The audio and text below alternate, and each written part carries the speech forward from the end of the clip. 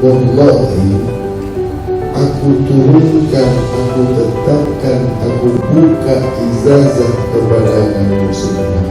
Tiap-tiap di belakang nama kamu tersemat perjanjian hak kamu mendapatkan Dewi minallah amin amin wa khairiyah minallah amin amin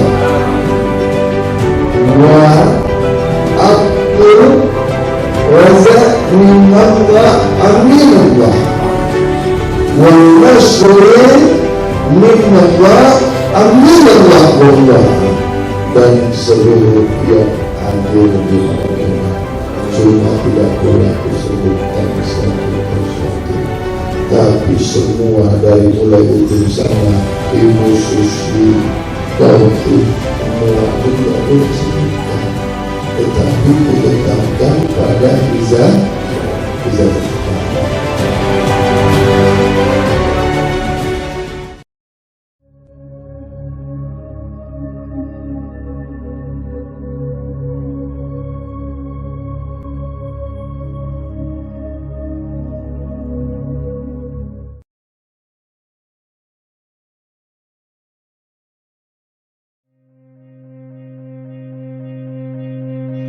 Naik tangga itu 1, 2, 3, 4, 5, 6, 7, 8, 9. Kalau kamu mau naik yang kedua, selesaikan dulu yang pertama. Sekolah itu kan ada kelas 1, 2, 3, 4, 5, 6. Baru SMP, ya SD dulu. Selesaikan dulu syariatnya. Sebelum selesai syariat, harus selesaikan dulu tauhid, akidah, ma'rifatullah. Itu kan. Ini belajarnya mau bagaimana? Mau ambaradul aja? Mau langsung tingkat 9 ini? Itu kalau sudah suci. Belajar SD itu kalau TK dulu. Belajar itu kalamullah, syahadatullah, ghaibullah itu masuk ke bab itu apabila sudah suci, baru syahadatullah, baru kau bersyahadat. Jangan kau bersyahadat apabila kau belum suci. Tidak sah wudhu kamu kalau kamu tak suci. Tidak sah sholat kamu, tidak baik sholat kamu, tidak bagus sholat kamu bila kamu tidak suci. Batal sholatnya.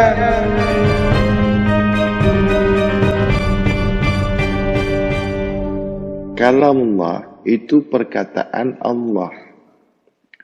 Kalam, perkataan, bunyi, sebutan, suara, ayat, firman,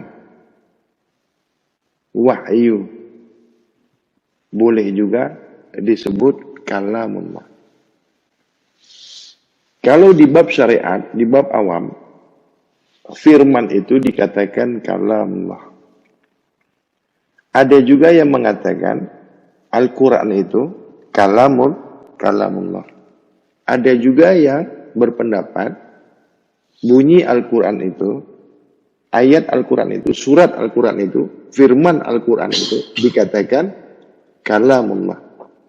Ada juga yang berpendapat wahyu itu dikatakan kalamullah. Ada juga yang mengatakan kalamullah itu berbahasa Arab. Di bab syariat, tarekat, hakikat, makrifat, itulah kalamullah itu disebutkan firman, disebutkan wahyu, diartikan Al-Quran, firman. Itu kan kalamullah kan? Di bab kesucian bukan.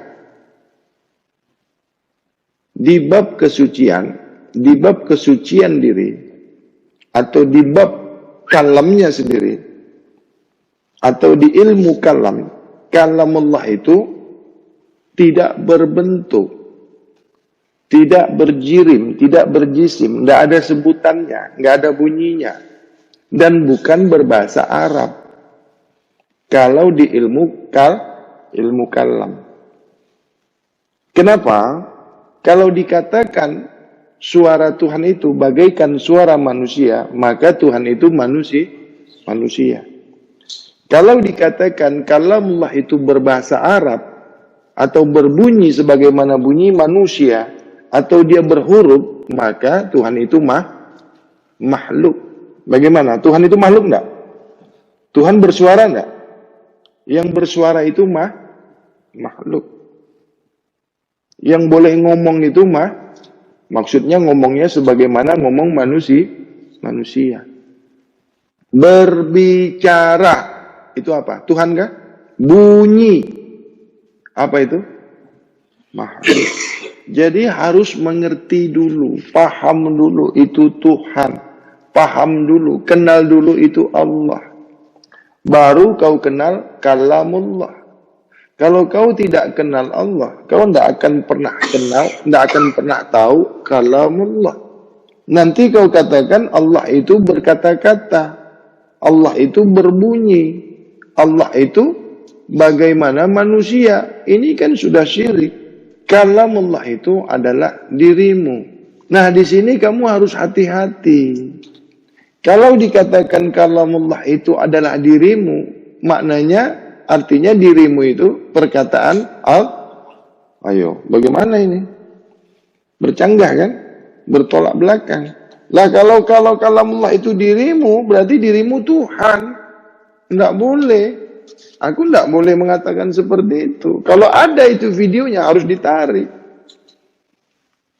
Atau harus dijelaskan.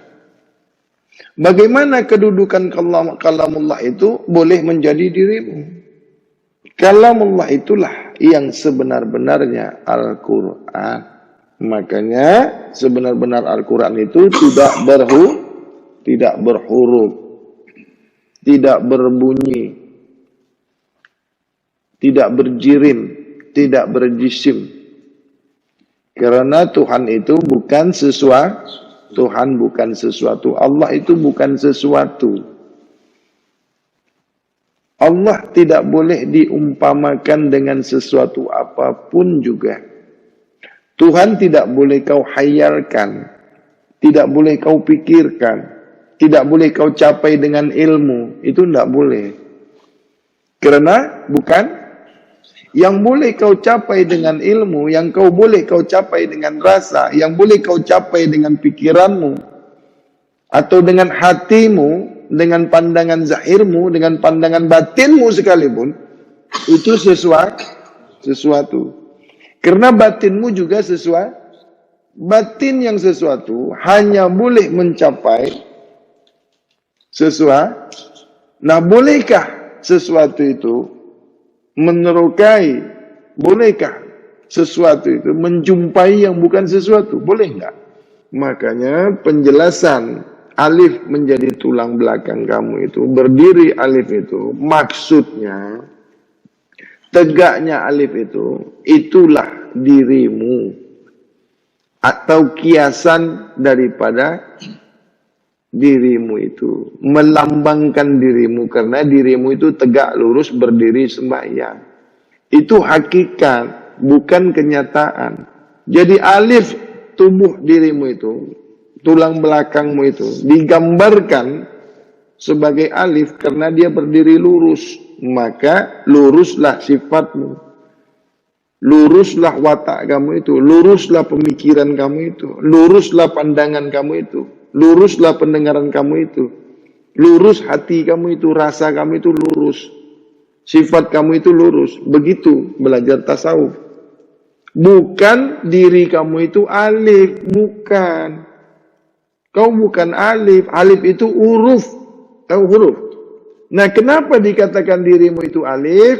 Huruf itu daripada huruf kitab Maha Suci. Melambangkan diri kamu itu maka jagalah kesucian diri kamu itu. Supaya kamu mengerti, supaya kamu paham, supaya kamu tetap menjaga kesucian diri kamu itu sebagaimana alif itu. Sampai di situ saja.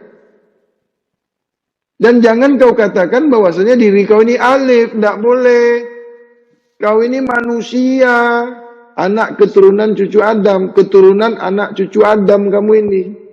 Bukan alif. Jangan dipotong-potong. Adam gitu. Kok malah disebut alif saja? Itu di logo Nur Mutiara Ma'rifatullah, disebutan alif kan tidak ada.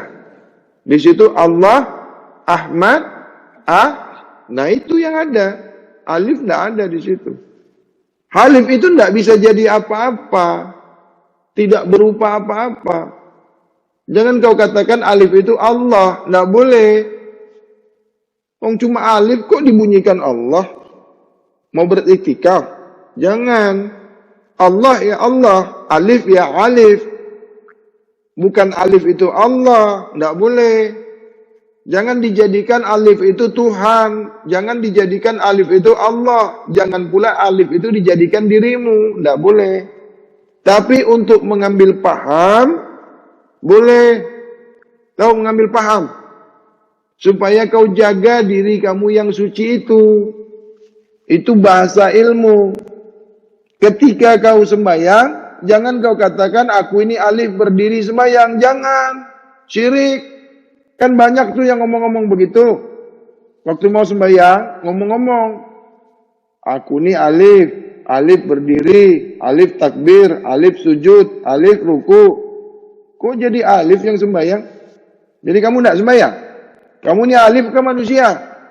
Alif bisa masuk surga enggak? Ada enggak di Al-Quran itu dikatakan alif nanti bisa boleh masuk surga? Ada enggak? Enggak bisa, enggak ada.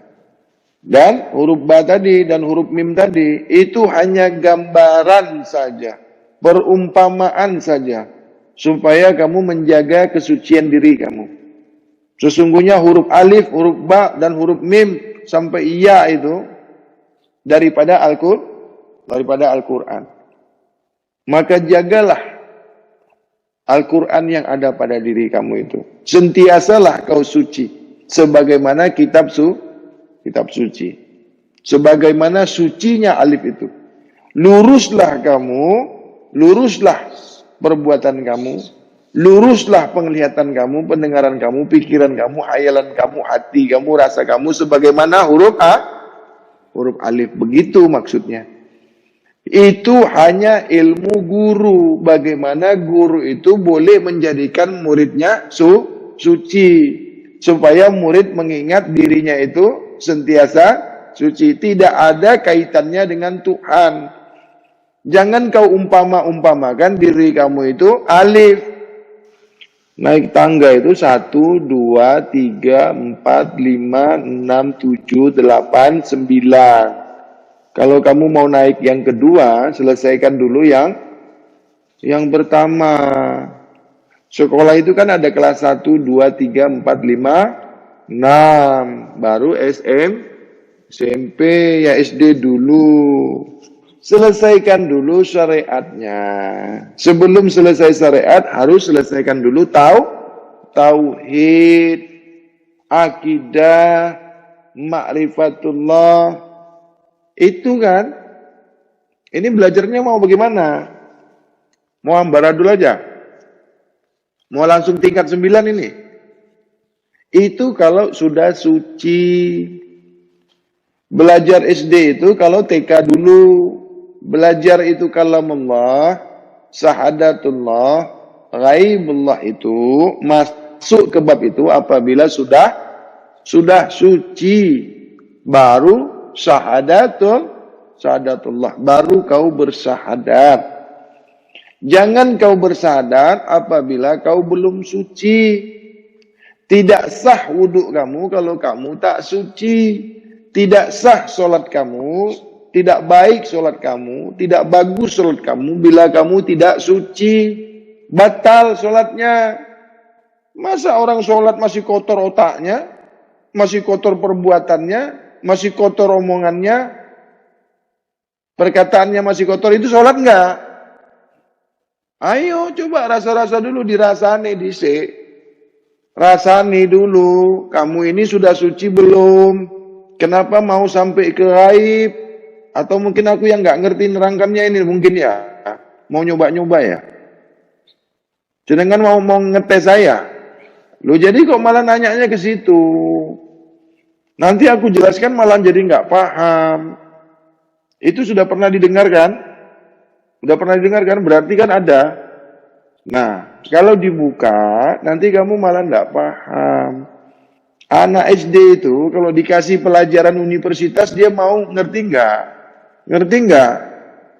Raib, bab raib itu, ilmu raib itu, kaidah raib itu gurunya harus raib. Kalau gurunya nggak raib, masa mau ngajarkan ilmu raib? Itu ya ngapusi, bohong. Masuk ke bab raib, belajar ilmu raib ini, bab raib ini, gurunya sudah nggak kelihatan, gurunya sudah raib. Paham nggak nih? Jangan mau dibohongi, jangan mau dibohongi guru penipu. Tahu nggak ilmu raib itu ilmu apa? Yang kamu tanyakan itu tahu nggak? Kamu nih nanya bab raib kan, ilmu raib kan? Kamu ngerti nggak yang kamu tanya itu apa? Lo nggak ngerti. Sekarang aku nanya dulu, raib ini apa? Nasi padang. Apa raib ini? Raib ini tidak nyata. Jadi guru mengajarkan ilmu raib ini, membuka ilmu raib ini, ya gurunya yang mesti raib. Jangan mau ditipu guru penipu. Sekarang guru penipu banyak. Gurunya belum raib, dia mengajarkan bab ilmu raib. Itu guru penipu. Bab kasab, tahu kasab? Mata batin, terbukanya mata batin, gurunya harus kasab dulu. Gurunya harus terbuka dulu kasabnya. Gurunya mesti punya pandangan batin, baru boleh menjelaskan kasab, baru boleh menjelaskan batin, pandangan batin. Bagaimana gurunya aja belum ma'rifatullah sudah mengajarkan ilmu ma'rifatullah, terus jadi apa? Yang diajarkan tidak ngerti, yang mengajarkan juga goblok. Nggak mengerti kamu. Kalau gurunya belum makrifat.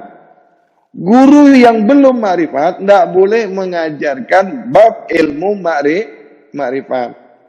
Kamu tahu nggak cara lihat guru itu makrifat atau belum?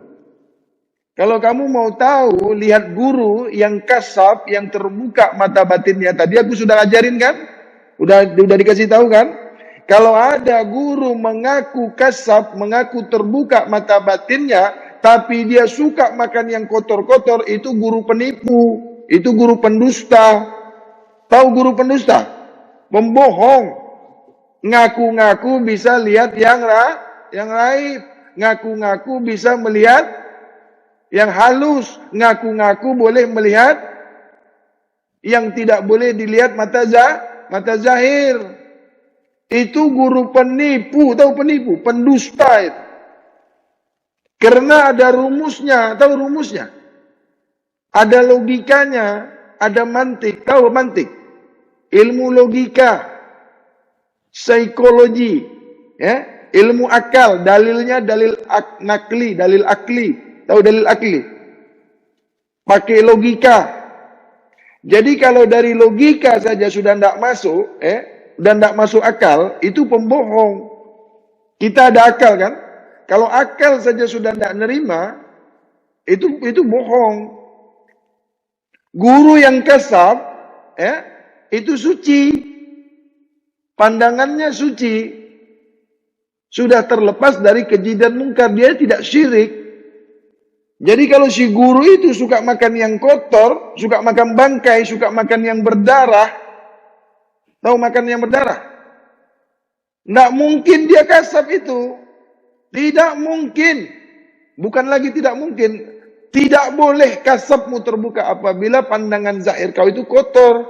Apabila perutmu kotor, hati kau kotor, pemikiran kau kotor. Itu tidak mungkin terbuka pandangan kasabmu, pandangan batinmu tidak mungkin terbuka. Tadi kan sudah dijelaskan. Ya. Jangan mau dibodoh-bodohin lagi sama guru ya. Guru penipu, tahu guru penipu? Guru pendusta, banyak kan sekarang guru yang mengaku kasab kan? Dia pusi sampai aneh. Jenengan dia pusi. Itu pura-pura kasab. Mudah kan? Sangat mudah kan? Nah, lihat aja makanannya. Lihat cara makannya. Lihat pola makannya. Kalau macam binatang makannya, kalau macam hewan, itu tidak kasar.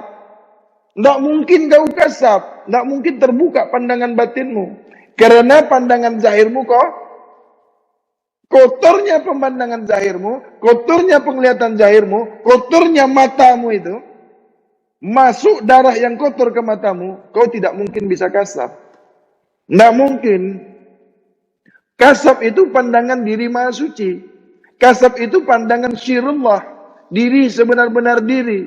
Pandangan rahasia, itu pandangan rasa. Nggak boleh kau kasab kalau kau kotori perutmu itu. Apalagi hatimu kotor, busuk. Hatimu itu berpenyakit, dengki, iri, mengkeji. Itu tidak mungkin terbuka kasabnya. Paham ini? Mudah kan? Jangan mau lagi ditipu sama guru palsu ya. Ya, jangan mau ya. Nur mutiara ma'rifatullah tidak tertipu lagi oleh guru-guru yang palsu, guru-guru penipu itu. Dari mana kau guru makrifat tidak ada bab kesucian? Dari guru makrifat dari mana kau tidak ada ilmu kesucian itu dari mana? Azasnya, dasarnya segala-gala ilmu itu harus suci. Syahadat itu mensucikan, disucikan. Sholat itu mensucikan, disucikan, mau suci, harus suci kau baru boleh sholat. Nggak suci kau, nggak bisa sholat kau. Goyang kau nanti sholat. Nggak karu-karuan hatimu nanti. Berwudu itu bersuci. Sholat itu mensucikan dirimu, mensucikan pikiranmu, mensucikan akalmu. Puasa itu di bulan suci. Mensucikan diri zahir, mensucikan diri batin. Zakat itu mensucikan hartamu, mensucikan dirimu. Haji itu berangkat ke tanah suci, menunaikan ibadah haji ke tanah mesti suci kamu. Tidak suci tidak boleh. Al-Quran itu kitab suci harus suci kau baru boleh kau baca itu kitab suci. Sudah ngerti kan? Kalau mau lihat guru, sudah paham? Ingat itu. Boleh kamu lebih suci daripada guru penipu itu. Kamu lebih suci, kamu lebih bagus, derajatmu lebih tinggi lagi daripada guru kau yang suka makan yang kotor-kotor itu. Itu makanya bab kesucian diri, bab kesucian ini, ilmu kesucian diri, dia tidak pernah mau makan bangkai, tidak mau pernah makan binatang, tidak pernah mau makan hewan. Karena struktur giginya, pola giginya itu bukan seperti binatang. Gigi kamu itu nggak seperti hewan. Hewan makan hewan, manusia nggak ada yang makan manusia. Manusia sebenar-benar manusia tidak makan binatang, tidak makan hewan. Manusia makan binatang, makan hewan, rentan kena penyakit. Karena hewan itu makan, tidak pernah dia cuci makanannya, tidak pernah dia basuh makanannya, tidak pernah dia masak makanannya itu. Sembarang dia makan, paham tidak? Tahu binatang? Itu pola makan binatang itu tidak bagus. Jadi rentan sekali kena penyakit. Kalau kau makan binatang itu, maka penyakit yang ada di hewan itu, penyakit yang ada di badan binatang itu berpindah. Ya berpindah kepadamu, otakmu pun otak binatang juga. Kelakuanmu, karaktermu, nafsumu, nafsu hewan, nafsu binatang. Cara hidupmu pun cara hidup binatang juga. Pola pikirmu, pola pikir binatang. Karena yang kau makan tiap-tiap hari, hari-hari yang kau makan itu hewan, binatang. Tidak pandai kau memilih makanan yang sehat. Tidak tahu kau cara makan yang bagus. Terlampau banyak makan binatang. DNA, tahu DNA binatang itu? DNA dia, karakter binatang itu, sifat binatang itu masuk di tubuhmu, dicerna perutmu, diolah perutmu. Nafsu hewan itu ada di tubuhmu, ada di pikiranmu. Itu yang mengotori pikiranmu itu. Kalau di bab kesuci, ingat ya. Nah, jangan nanti kau jumpa orang syariat, jumpa orang awam, kau katakan pula tidak boleh makan ini, tidak boleh makan itu, tidak boleh begitu ngomong. Di bab awam, di bab syariat, hewan itu boleh dimakan. Halal itu, ya. Jangan bicara sama orang syariat begitu ya. Kita tidak pernah bermusuhan dengan kaum syariat. Tidak pernah, itu saudara kita ya. Biarkan dia mau makan hewan, mau makan binatang, biarkan dia. Jangan kacau, jangan ganggu ya. Jangan berdebat. Paham ini? Kau kan orang kesucian, bab kesucian. Tuhan Maha suka kepada yang yang suci kembali kepada diri Maha itu apapun dasarnya kau harus suci.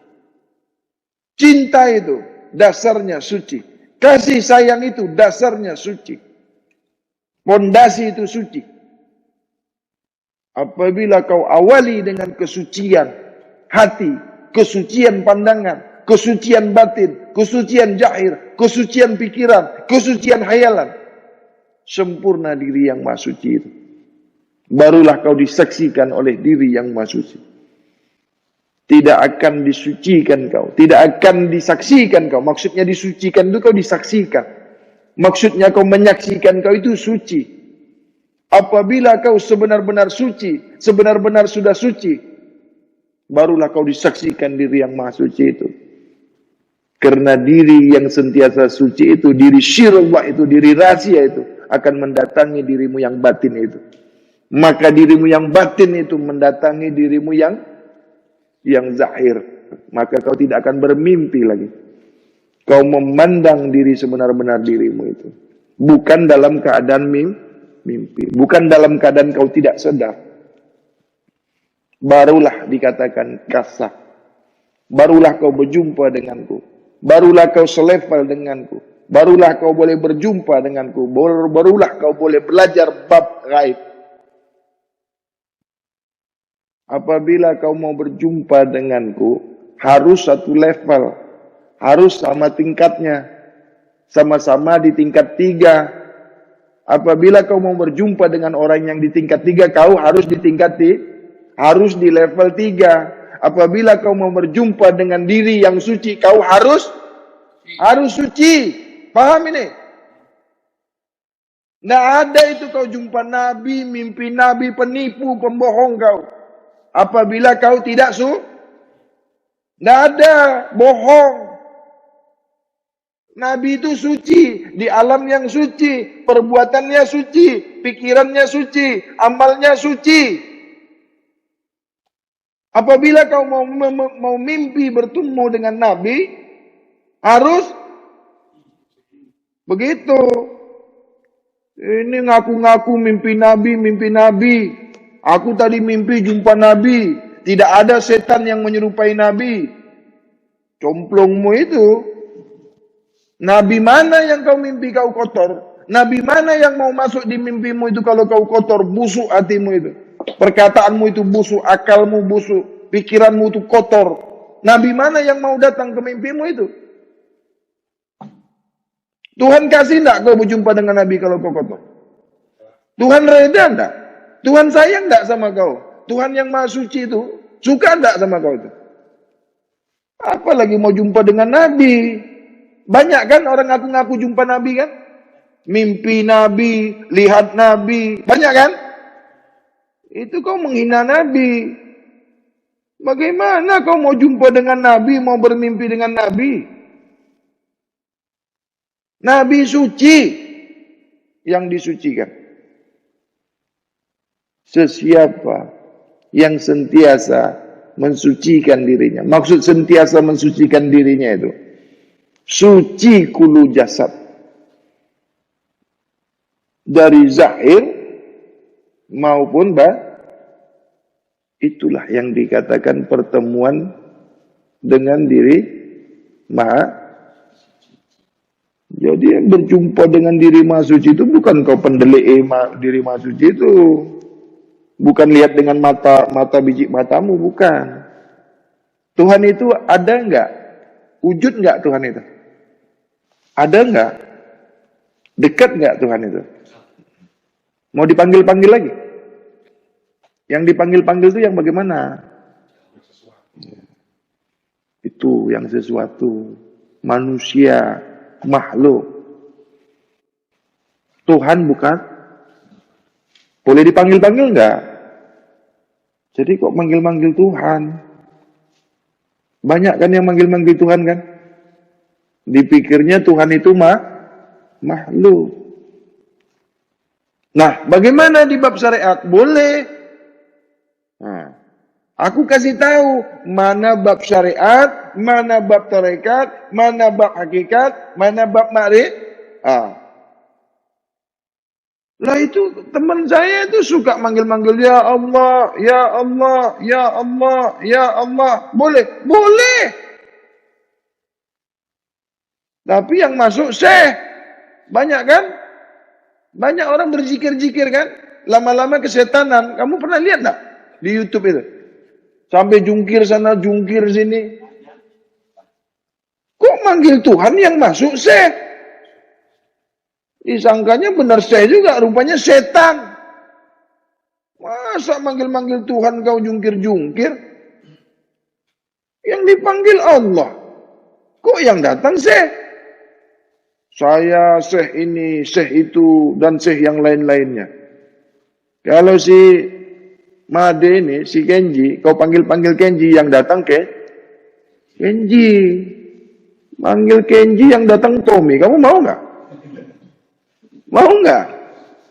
Lah ini kok kamu manggil-manggil Tuhan, manggil-manggil Allah, kok bisa masuk syekh ini, masuk syekh itu? Karena yang kau panggil nama, yang kau sebut itu nama. Bukan yang punya nama yang kau panggil. Ya jelas saja yang datang yang lain-lain. Tommy itu nama. Hadi itu namaku, bukan aku itu. Namanya siapa? Jenengan. Bapak namanya siapa? Wis Darseno. Dari Lombok. Datang naik apa? Naik pesawat. Coba suruh Wis Darseno itu pulang lagi ke Lombok. Yang bisa? Loh, kok dirinya? Ini yang bisa pulang. Wis Darseno enggak bisa pulang. Wis Darseno enggak bisa makan. Wis Darseno enggak bisa melihat. Karena Wis Darseno itu bukan kamu. Wis Darseno itu nama kamu. Asma kamu. Bukan kamu itu. Paham ini? Mana kamu? Kamu yang mana? Wis Darseno itu nama kamu, sebutan kamu, pemanggil kamu. Tidak pernah wujud Wis Darseno itu. Tidak pernah nyata Wis Darseno itu. Tidak pernah. Dan kau tidak pernah jumpa Wis Darseno. Kamu ini apa? Siapa? Wis Darseno lagi?